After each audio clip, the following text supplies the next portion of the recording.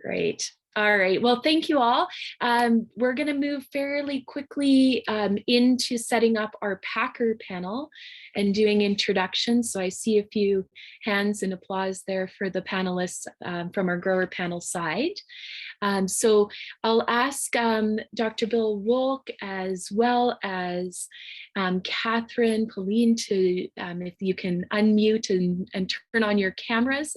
Hi, Catherine. That's Hi. great. Hi, Bill. Excellent. And so just a brief introduction, starting in the South with Catherine, who is joining us to speak from the Packer perspective with Mount Adams Fruit in Oregon. Unfortunately, Rob Blakey was unable to join us from Washington, so he sends his regrets, but moving further north is Dr. Bill Wolk at the BC Tree Fruits Cooperative. So I think I'll start in the same manner and just allow each of you to give a very brief introduction. This is now the Packer panel. I'm just seeing some questions coming in. So again, if you've got question and answer, feel free to put those into the chat and I'll keep an eye on that and ask our panelists as well. Great. So why don't we start with your introduction, Catherine, in the South there. Okay. Hi, I'm Catherine Pauline, and I'm a field rep with Mount Adams Fruit, and we work all over the Columbia River Gorge. We deal with cherries, pears, and apples. Great. Thanks so much, Catherine. Pleasure to have you with us. And Bill, I'll let you do an introduction as well, please. Hi, I am Bill Wolk. I work for the BC Tree Fruits Co-op here in the Okanagan Valley. We pack cherries, we pack all tree fruits. We go from the US border up about 125 miles north. So that sounds great. Thank you, Bill. So again, I'd like to start off with a sort of a general question around some of your observations this summer and throw out to each of you. Was there anything particularly surprising in the crops that you're growing and packing that came out of this heat event and the drought that was following? So Catherine, why don't we start with you? I think the most surprising thing was just how each cherry variety kind of handled the heat differently. The main heat event hit us kind of right at the end of the tail end of our Bing harvest. And at that point in time, it seemed like Bings mostly just lost firmness and almost lost the whole row size. And so what you thought was going to be packable, if it was kind of borderline, ended up actually not being packable just due to size and firmness loss. And then you move into a variety like Skeena, and you could see they just had really severe sunburn, monkey face, sunken sutures, all kinds of different issues going on with Skeenas. And oftentimes that was a block that somebody would have to completely walk away from. There were some occasions where, you know, we could go in and pick it and get a 60% pack out, and the fruit that was good. It shipped really well, arrived well, had no issues, and our line was able to sort that pretty well. But there were a lot of cases where people just had to completely walk away from Skeena. Regina, this was the most interesting variety to me, because initially you walk out on the block and they'd appear to kind of look okay, you know, the first day or two. You take a bite into them though, and they taste it off, kind of almost metallic-y, like maybe something happened with the acids. And then after day 2 or 3, you started seeing internal browning, almost like they cooked from the inside out. It wasn't as obvious walking into the block that the fruit had collapsed as, you know, walking into a Skeena block. And then sweethearts, there were certain sweetheart blocks that actually made it through okay, and we were able to get back up into the 80% pack out. So really like a wide range of different symptoms, but also, you know, fruit that ended up looking all right and being packable. And so, you know, when you describe the off flavors, and did you find that later fruit had similar off flavors, or was that generally found to be better tasting, or at that point?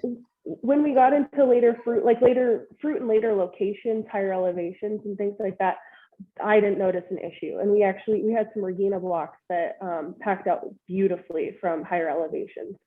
And I wouldn't say that Sweethearts, aside from maybe not having as much sugar content, I wouldn't say that their acids were off or anything like that. But I noticed that actually later in the season, we had lower bricks.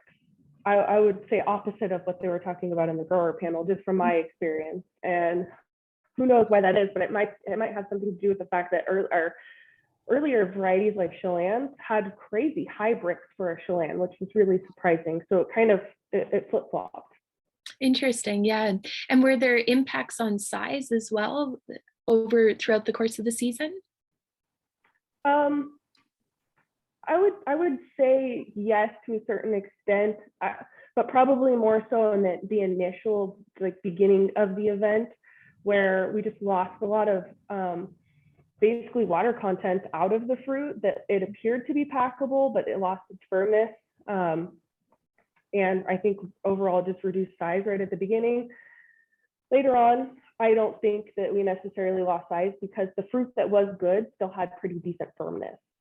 Okay, well, thanks, Catherine. That's some interesting observations. We'll switch over to you, Bill. I realize cherries is a portion of your business, but can you comment on cherries and then perhaps somewhat on apples as well? Sure. Yeah, first, I would preface what I have to say by that we hear from the grower panel what it looked like in the field. And of course, in the packing house, we know what's going on out in the field. We hear about it. But what we get in the packing house any year, but this year especially, is very highly sorted. Growers did more sorting, more decision-making on what they were going to send in than ever before. So sometimes what we get here and receive doesn't exactly reflect what's been gone through out in the field, right? And so, but we started the season out with our early varieties. It was a normal season. We were getting Tietons, Santinas, and so forth, Chelans. We were getting normal size fruit, and growers were meeting their estimates or sending in more fruit than they had estimated. And then we started Lapins, and the heat hit. And by the time we finished Lapins, we only got 80% of estimate, and everything after Lapins, we got 60% of estimate, which reflects what the heat took out of the crop. We had fruit size was really hit before Lapins. Fruit size was fairly the same pretty much as a rolling 3-year average in previous years. And in terms of, and I looked at our 10.5 row and smaller, and it was about the same as the previous years. But then from Lapins and on the rest of the season, we had 80% more fruit in the 10.5 row and smaller. I'm not saying we had 80% 10.5 row, but 80% more than we normally would have. So it really hit the fruit size. We were getting a certain level of calls on our cherry line up to Lapins, and starting at Lapins, it just went up, and we ran twice as many calls from Lapins on. So yeah, that's some significant damage then that you were seeing, and relatively small size as compared yes. to a normal year. And a lot of fruit really reduced the size of the crop. Yes. Yeah, I think that's something, all of our speakers this afternoon have said, is just that dramatic reduction in the overall crop size this year, which I think for a number of seasons, we've been anticipating that the Pacific Northwest will have a very large cherry crop between all of us collectively, and could be coming yet. I'd reiterate what Sarah and Catherine said on the acids. We don't do titratable acidity here at the packing house, but we had our exporter reject some lots for export because of taste. And they were high, I mean, they were 20% soluble solids, so, but they were too tart. And on peaches, we got a customer complaint who said, I've been buying your peaches for 20 years and they've always been sweet and great, but this year you'd have to eat a lemon to eat something more sour than the peaches I bought. So it wasn't just cherries. It may be, haven't seen that in apples, but in the stone fruit, it was tart. Yeah, no, it definitely was noticeable. And it is interesting you brought that up, Catherine, as well as Sarah, because I certainly felt in the field there was a noticeable bitterness to, funny taste that we were not comfortable with. Bill, if I can ask you a little bit, switching gears to apples, what were you seeing, or what kind of surprising results did you see on the apple crop as it came in? Well, the biggest surprise this year for me, and we're all kind of more interested in what we do more than anything else. We've measured fruit minerals for more than 30 years on our major varieties. And this was the highest calcium crop that I've ever seen. And, at the end of July or beginning of August, everybody and their mother was predicting that the apple crop was going to fall apart in storage. And I agree with Sarah's comment on galas. Galas were difficult. The earlier the apples were, the more difficult. But after McIntosh, it's the fruit that came in. There was a lot of sorting of sunburned fruit and so forth in the field, but the fruit that's come in has been extremely high quality and has stored very well. Our plant operator here told me this was the best Honeycrisp crop that we've ever had, and everything is holding up. The apples were, like all fruit, a little bit. They weren't as reduced in size as the stone fruit, but they were smaller than average, which has something to do maybe with a higher calcium, because smaller fruit will have a higher concentration of calcium. But it's the calcium was just so high in the fruit. I drove the lab nuts, kept calling them up and saying, please redo that last batch I just sent to you, because I think there's something wrong. The calcium is too high. And it wasn't wrong. And the calcium was just really high. So that was a pleasant surprise in a year that didn't have many. So. No, for sure. That does sound like sort of a silver lining in a year that's been quite chaotic. Mm-hmm. Catherine, did you want to respond on any palm fruits that you might be dealing with, what the quality was like and how they came into the warehouse? Yeah, so I'll touch on apples really quick. I agree with Sarah's comment about galas. They were very, very difficult this year. Very little starch conversion, cracked in the field. And I think we're seeing more cracking on the packing line, making them a little bit more difficult to sort. For Honeycrisp, I was very worried that we were going to have trouble coloring, and it ended up actually working out okay, and we had a very nice Honeycrisp crop this year. Of course, we had some stuff to sort out in the field, a little bit of sunburn, some bitter pit, the usual kind of issues with Honeycrisp, but they're holding up really well, seem to be storing well. They're packing out pretty well. I'm definitely pleased with those. Probably a little bit extra blushing on a Granny Smith or something like that. A little more sunburn than usual. I don't think it's awful. For pears, I would say we lost some size, which is pretty typical for pears when we get a warm summer. And a little bit more blushing on pears, maybe some sunburn yellowing, but it's not a disaster for us, thankfully.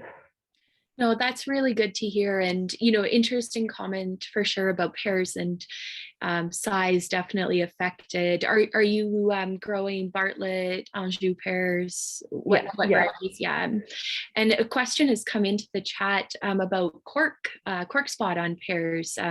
Did you see any other physiological issues with the pear crop? I wouldn't say that we have an unusual amount of cork in Anjos particularly, and you would think that with that heat, it would have caused a lot of cork issues, but I think maybe if we would have had heat later in the season, it would have caused more corking. I'm a little bit surprised that we don't have pink end in Bartletts or premature ripening in the Bartletts due to that heat. But again, I think if we would have had that heat later in the season, it would have been a bigger issue.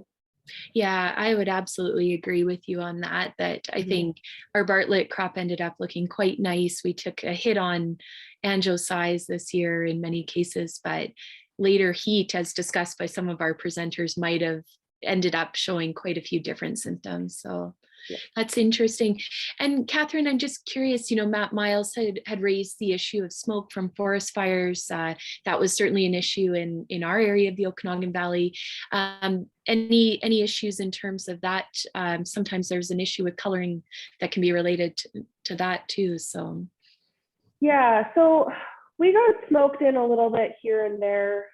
It definitely wasn't nearly as bad as the previous year for us, which we experienced some coloring issues on Honeycrisp and things like that the previous year. But if anything, maybe the smoke helped us out a little bit with some sunburn, but that was later season, so it wouldn't have helped, all that much. But no, I mean, we didn't battle that too bad down here. No, that's good to hear. And it was a bit more of an issue in your area, Bill, but it sounds as though coloring ended up being not terrible for some of the early varieties of apples. Right, it was kind of surprising with all the heat. The coloring was good. In fact, for like ambrosia, it was excellent. So. Oh, that's great. And it sounds like it was a pretty good Honeycrisp year in both areas. There's another question that's just come in here, a comment about the interesting comments on peaches. Last year, the typical aroma during peach season was not there. And the heat dome might have affected oil development in flowers. I'm wondering whether we lost what else we lost in the fruit development besides quantity and quality. So those are some interesting observations from Denise, and I'm not sure if you have a response to any of that, but it does seem as though certain crops at different times of the season were particularly affected in terms of flavor. My own peaches actually were great, but I'm much further north than both of you, so. It was like our late peaches were great. Yeah. Our early and mid-season peaches were pretty bad. I mean, pretty small and had no shelf life. Okay. By the time we got to O. Henry, at the very end of the season, they were big and they were very good. Yeah, that's really interesting. I'm just, I want to go back to a couple of the questions I posed to the grower panel as well. And just thinking about, again, as we move forward, cherries in particular were a pretty major issue, both in the field and at the pack house. Apples actually sound, and pears sound like they did all right for the most part. But what would be some ways that when you consider your experience as packers, you would prepare for similar events in the future in terms of, how might you manage the crop differently? Would there be a difference to storage regime or treatments of the various crops? And you're welcome to speak to either the stone fruits or the palm fruits. So who would like to go first? Catherine? Well, as I said before, I'm a field rep, so I probably don't have nearly as much experience with this as Bill does. But I think what we noticed in the warehouse was if we could get the cherries cooled down to a good 40 degrees before we packed them, the sorting line had a much easier time distinguishing between soft fruit and firm fruit. And we were able to, in most cases, just use the sizer to clean that fruit up and make a really nice box. Even on something that was a 50 to 60% pack out, which can be really, really difficult to run. I think also, oh gosh, where was I going with that thought? Are there any changes to what markets you might go to? You know, you're considering the high levels of damage there. I do know we were able to export all through this time. We just made sure we had a nice clean box. We would throw people on the pre-sort line just to make sure that we were keeping up with everything to get that nice clean box, but we were able to export. We didn't put anything on a boat, but we did fly fruit and it arrived well. Great. Yeah, no, that makes sense in terms of perhaps changing up the length of time in transit. How about from your perspective, Bill, with the cherries, did you make any different decisions, or are there things you would do differently going forward? Well, we did. We slowed down the rate at which the cherries went through the hydrocooler. They were in the hydrocooler longer, which with the reduced crop size was possible. Now, if we'd had a full crop, you don't know if we could have really done that. But you know, something that we already do is that we require all growers to use Mylar covers and that are specifically designed to help keep the heat out. And we did open our receiving earlier and to accommodate growers who wanted to pick earlier. Of course, as a cooperative, we have several hundred growers and each one is their own business. So coordinating a night pick or something like that would be quite difficult, although we would accommodate it, I'm sure, if enough growers wanted to. And you know, just to the fruit cannot sit in the packing house after it's been packed. It's gotta get out. It has very shortened shelf life. Yeah. Yeah, no, really good point. And did that also change any of your company's decisions in terms of which markets to go to? I don't think so. Not that I heard. I'm not in that end, but I don't think so. We had like Catherine just said, we had our regular full export program, and so yeah. Yeah, it got done. No, that sounds great. Yeah. And a question for both of you. You know, we were listening to Carolina's work with some of the treatment. 1-MCP was discussed. Any changes to some of the treatments at the post-harvest stage for palm fruits? Whether, you know, was there a concern of, you know, rots and breakdown or other issues that you might have been concerned about that may have changed practices or that you shifted midstream? For us, no, actually, we used 1-MCP on more Honeycrisp. We have only used it a little bit on Honeycrisp in the past, and we used it on more Honeycrisp this year than in the past. We put more Honeycrisp into CA than we have in the past, and that's all come out fine. Again, we do not use 1-MCP on galas. We have a lot of the older strains like Royals and Imperials that tend to get more lenticle breakdown with 1-MCP, and so we're a little gun shy on that. So not necessarily a huge amount of changes in terms of your protocols, but yeah. What about from your perspective, Catherine? I mean, we've also heard you mentioned you do a lot of the field work. And so what about some of the comments made about maturity and maturity assessment? And what did that look like for you with the palm fruits in particular? Well, through harvest, I wouldn't say that making decisions on pears was all that different. You know, we base those decisions on pressures. We may have had some concerns with fruit that dropped into a lower pressure category, and we didn't want to put that in a CA, so we'd ask to divert that to regular storage. But I wouldn't say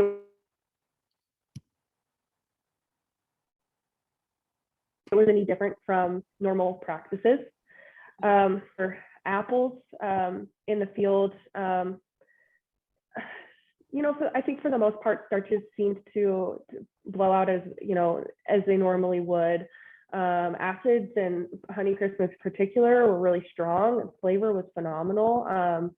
And I don't think the heat really affected how I made any decisions in the field regarding that. That sounds good. Excellent. And any comments about at the warehouse end, if there was any changes to storage regimes there?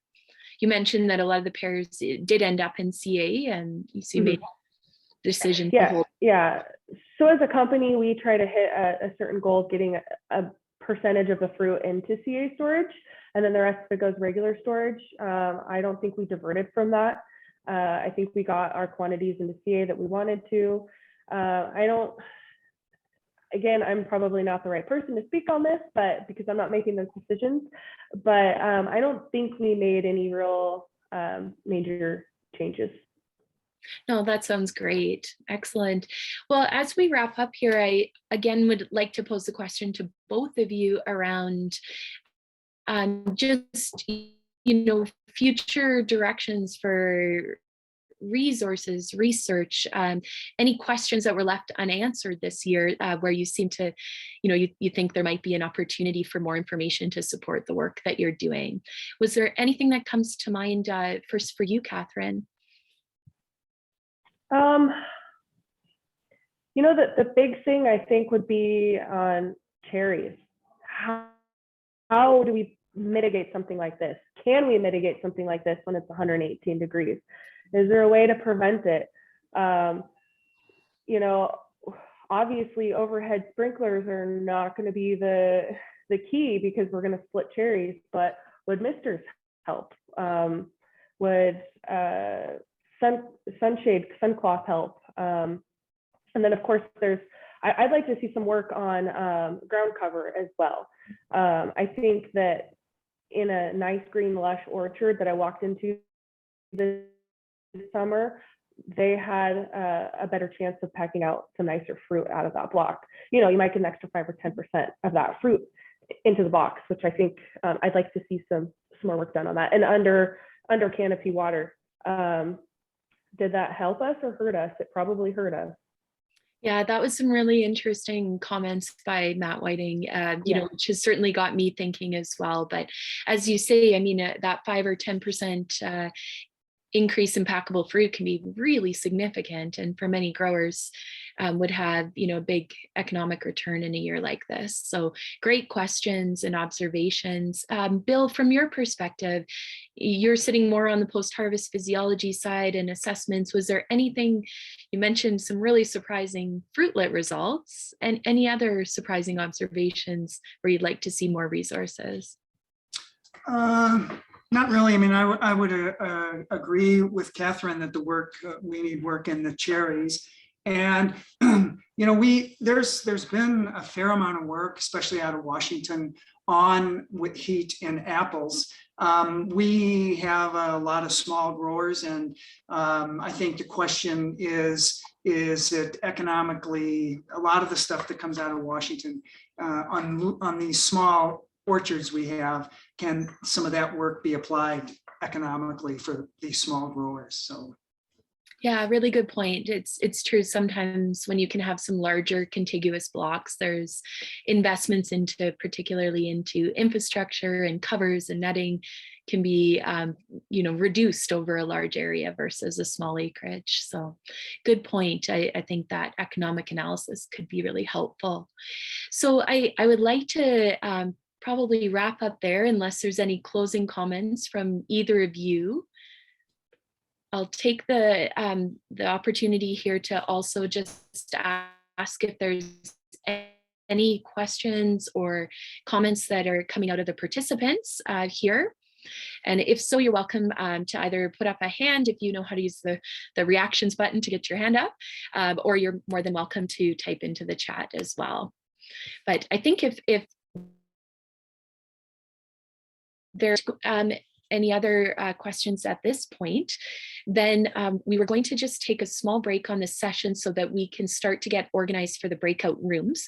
And I'll just give you a little bit of an overview of what that looks like.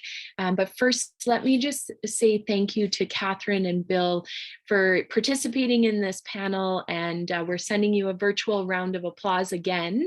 But we do really appreciate hearing everyone's experience. And it's been really an interesting just an interesting way of looking at what's happened and what some of the shared challenges are on both of our panels. So thank you both very much for that. Great. And so we will go to a short break right now. We're running a little bit ahead of schedule. I've got almost 2:20 here. So we had planned for a 15-minute break before we come back into the breakout rooms.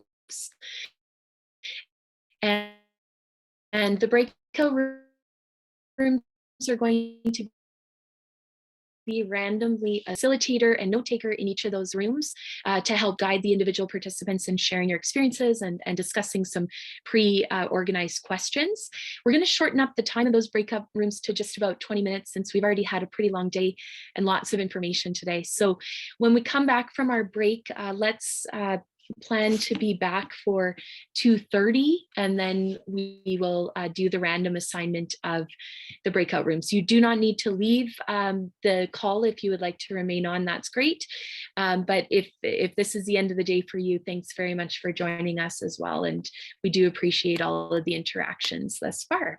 So we'll take a short break right now. Thank you.